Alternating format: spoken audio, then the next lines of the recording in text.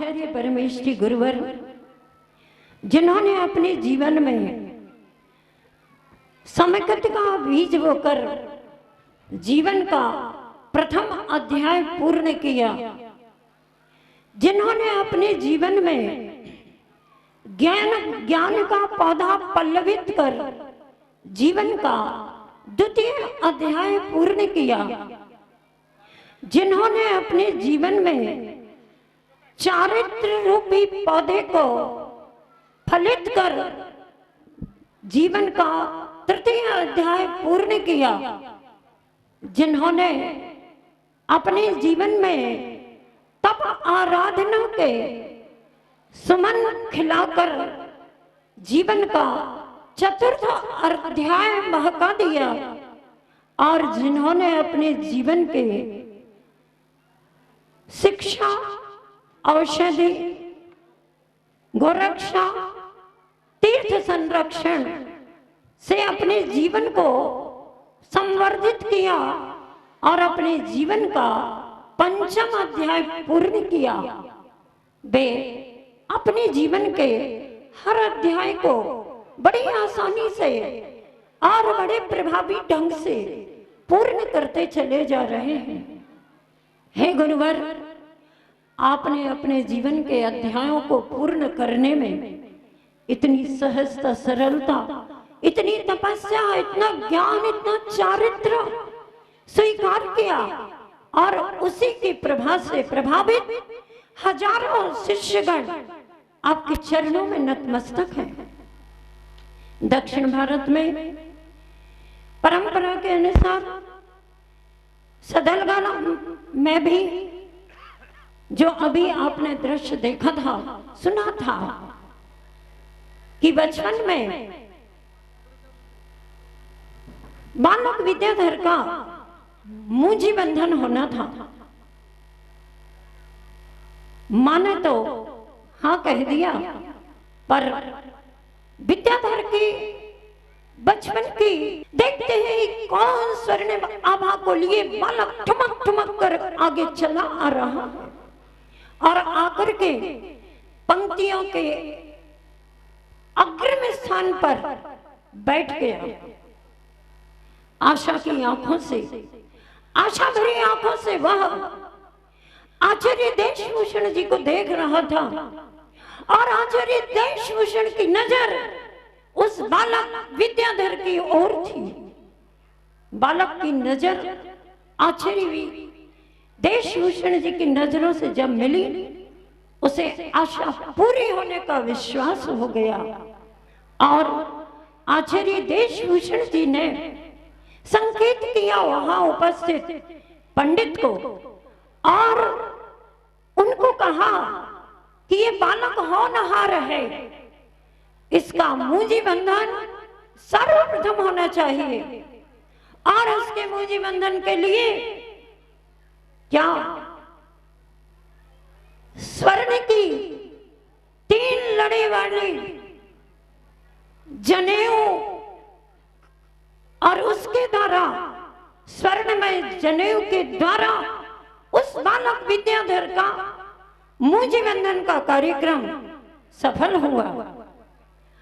भारत जैसे वह कौन जानता था कि ये जैसे सभी बालकों की अग्रिम पंक्ति में अग्रिम स्थान को पाकर के बैठा है, और स्वर्णमयी 3 लड़े वाले जनेऊ से इसका मौजी बंधन हुआ है।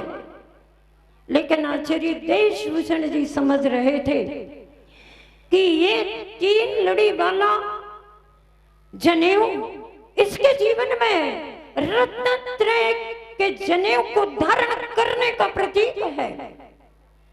अग्रिम समय में यह निश्चित तौर पर रत्नत्रय से अपने जीवन को विभूषित करेगा, और सभी बच्चों के अग्रिम स्थान पर बैठा हुआ वह बालक विद्याधर, जो आज भारतवर्ष के संपूर्ण संतों के मध्य प्रथम स्थान पर बैठेगा, ये कौन जानता था। लेकिन वह संस्कार बता रहा था कि ये जिस प्रकार से बालकों की अग्रिम पंक्ति में बैठा है, भविष्य में यह जाकर के संतों की, आचार्यों की प्रथम अग्रिम श्रेणी में जाकर के सर्वोच्च स्थान को प्राप्त होगा।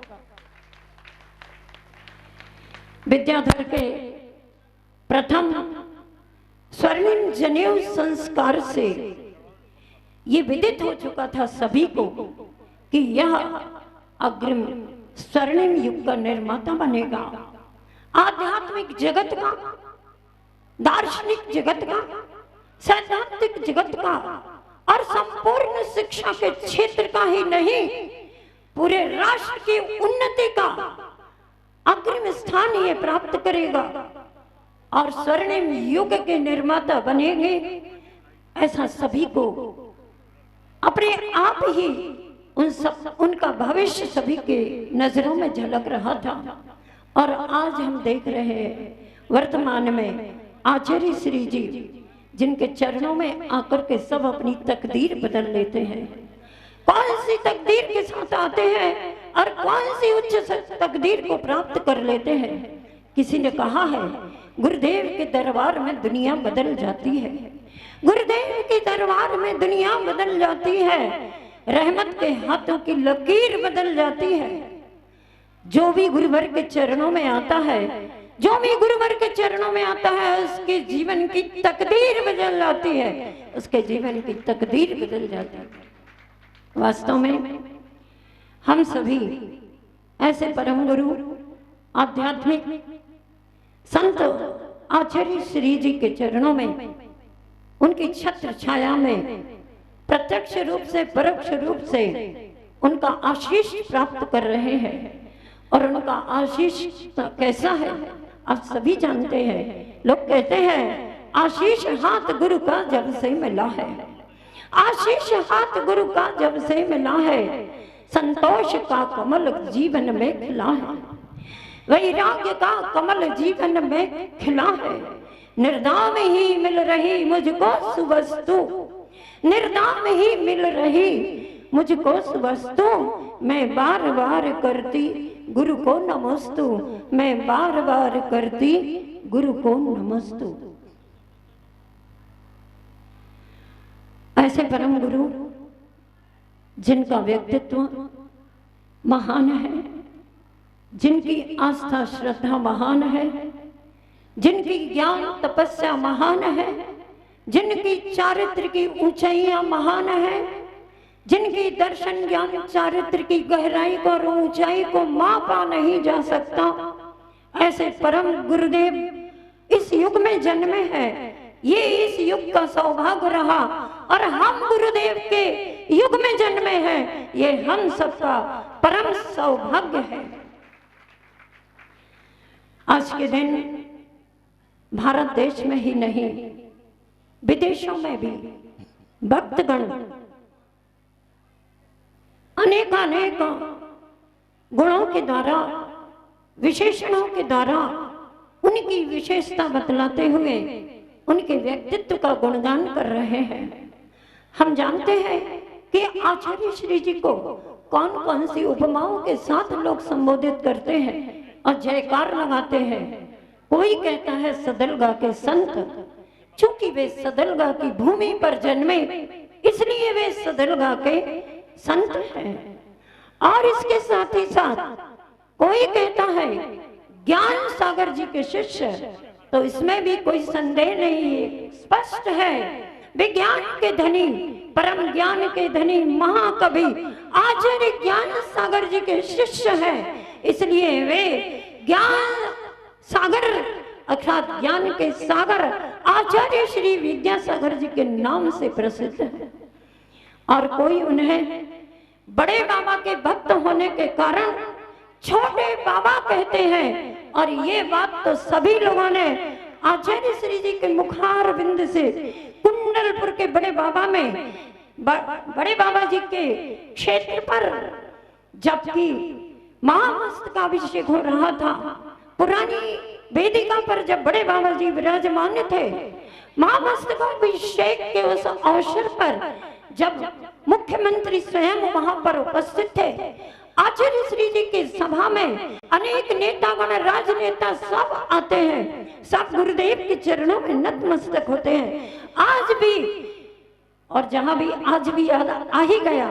मैं तो कह रही थी वर्तमान में भी कौन राष्ट्रपति, प्रधानमंत्री, मुख्यमंत्री सभी उनके चरणों में आकर के नमन करते हैं। और आज की डेट में भी आचार्य श्री जी के चरणों में मुख्यमंत्री जबलपुर पूर्णायु विद्यापीठ प्रतिभा स्थली जबलपुर में उपस्थित हुए। उन्होंने आचार्य श्री जी की चरण रज को अपने मस्तक पर धारण किया।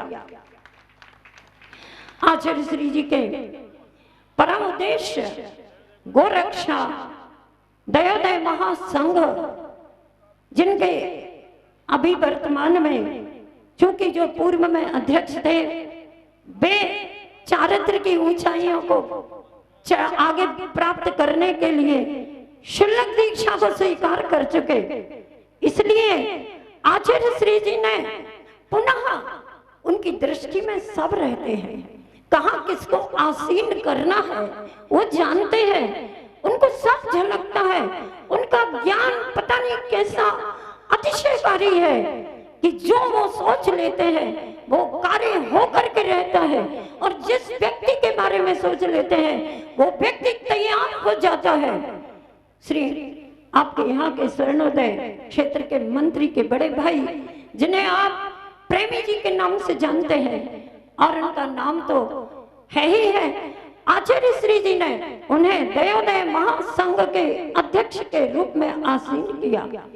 ऐसे आचार्य श्री जी की दृष्टि में जहाँ जो योग्यता दिखती है व्यक्ति के पास, वो उन्हें और अधिक आगे उत्साहित करते हुए जिम्मेवारियां दे करके अपने अहिंसा धर्म की रक्षा करते हैं, और दूसरे सभी को भी अहिंसा धर्म के संरक्षण के लिए संदेश देते हैं। अगर आचार्य श्री जी इस गोरक्षा के लिए अपना आशीष प्रदान न करते तो आज के समय में लाखों करोड़ों पशुओं की हत्या यूं ही हो जाती।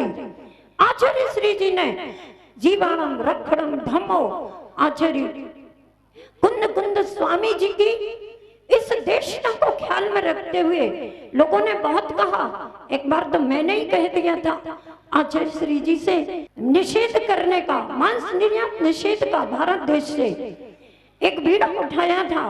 तब मैंने कहा आचार्य श्री जी आप इस बड़े बड़े कार्य की कैसे अपने मन में विचार करके और आशीष प्रदान करते हैं, और ये कैसे संभव है? लोग तो कुछ उल्टा ही अर्थ लेते हैं और कार्य के आगे विरोध करने की भी ताकत रखते हैं। आचार्य श्री जी ने कहा कि देखो, उन्होंने कहा आप गायों का संरक्षण कैसे करेंगे? तब आचार्य श्री जी ने कहा, हमारे गुरुवर कुंद कुंद भगवान ने कहा है जीवाणम रक्षणम धम्मो, अर्थात जीवों की रक्षा करना परम धर्म है। उस देशना को ख्याल में रखते हुए आचार्य श्री जी ने इस जैन समाज को ही नहीं, जो पशु प्रेमी है, पशुओं के संरक्षण में अपनी भावना रखते, उन सभी के लिए आशीष प्रदान किया। और आज की डेट में सैकड़ों गौशालाएं उन पशु संरक्षण में कार्य में संलग्न है। ऐसे गुरुदेव वैसे ही अतिशय पुण्यशाली है ही है, और ये सब कार्य करवा कर इन सब कार्यों के लिए आशीष प्रदान करके पता नहीं कौन से अतिशय महाअतिशयकारी पुण्य का अर्जन कर रहे हैं। मुझे तो लगता है कि ये निकट समय में निश्चित तौर पर तीर्थंकर बनेंगे और हम सभी उनके तीर्थंकर की सभा में विराजमान होंगे, और उनके सभा में विराजमान होकर उनके द्वारा धर्म का उपदेश सुनकर उनसे पहले मोक्ष चले जाएंगे। और क्या यही निवेदन करते हैं उनसे, आप मोक्ष जाने के लिए बिल्कुल तत्पर हैं, समर्थ हैं, आपके पास पूरी सामग्री है मोक्ष जाने की, हम सबकी पहले तैयारी करवा देना। और यहाँ तक कि गुरु तो चाहते ही है मेरा शिष्य मेरे से आगे निकल जाए तो कितनी अच्छी बात है। तो हम सभी भी भावना करते हैं, हे गुरुवर आप तो मोक्षगामी है ही है निकट भाव में, और हम सबको भी शिक्षा देते हैं एक ही भाव बीच में रखना है, बस ऐसा उपदेश देते हैं और भावना करते हैं, हे गुरुवर आप तो समर्थ हैं, आप मोक्ष जाते रहना, जाओगे ही, लेकिन हम सबको पहले पहुंचा देना, फिर आप चले आना, हम सब लोग वहां सिद्ध बन करके भी आपकी अगवानी। आचार्य श्री कहते पहले यही तो अगवानी कर लो, तो भावना है और आप सभी भी भावना करेंगे कुंडलपुर में आचार्य श्री जी के दर्शन करें और अगवानी का समय मिले तो बहुत ही स्वर्णोदय क्षेत्र के स्वर्णिम इतिहास का एक रूप बनेगा। और निकट समय में मैं तो चाहती हूँ इस स्वर्णोदय क्षेत्र पर स्वयं गुरु जी आए और इस स्वर्णोदय तीर्थ क्षेत्र के पंच कल्याणक शीघ्रातिशीघ्र संपन्न कराए। तालियां तो बजा दी, लेकिन कब संभव है ये? आपका कार्य गति पर नहीं, जब प्रगति पर होगा तब ये संभव होगा कि आचार्य श्री जी जल्दी से जल्दी आपके इस स्वर्णोदय तीर्थ क्षेत्र खजुराहो में पधारे और यहाँ का पंच कल्याणक सानंद संपन्न कराए। भावना आप सभी की है और हम भी उस भावना में शामिल होते हैं और इस निकट समय में हमें भी गुरुदेव के साथ पंच कल्याणक महा महोत्सव में शामिल होने का अवसर प्राप्त हो। क्यों नहीं, सभी भावना कर सकते हैं और शिष्य होने का जब अवसर मिला है तो ये पूरे अधिकार के साथ आचार्य श्री जी से कह सकते हैं। कहने का अधिकार तो है, लेकिन गुरु जी की आज्ञा मिले तो उसके अनुसार चलने का भी हमने स्वीकार किया है। जैसी गुरु की भावना और वैसा हमारा काम, ये हम लोगों का लक्ष्य है। तो ऐसे गुरु जी जो स्वर्णिम युग के निर्माता है, उच्च सर्वोच्च व्यक्तित्व के धनी है, जिनका ज्ञान मापा नहीं जा सकता, जिनके चारित्र की ऊंचाइयों को भी नापा नहीं जा सकता, ऐसे गुरुदेव के व्यक्तित्व को हम सभी लोग मिलकर के यहाँ पर उनके गुणगान करते हुए चरणों में नतमस्तक होते हैं।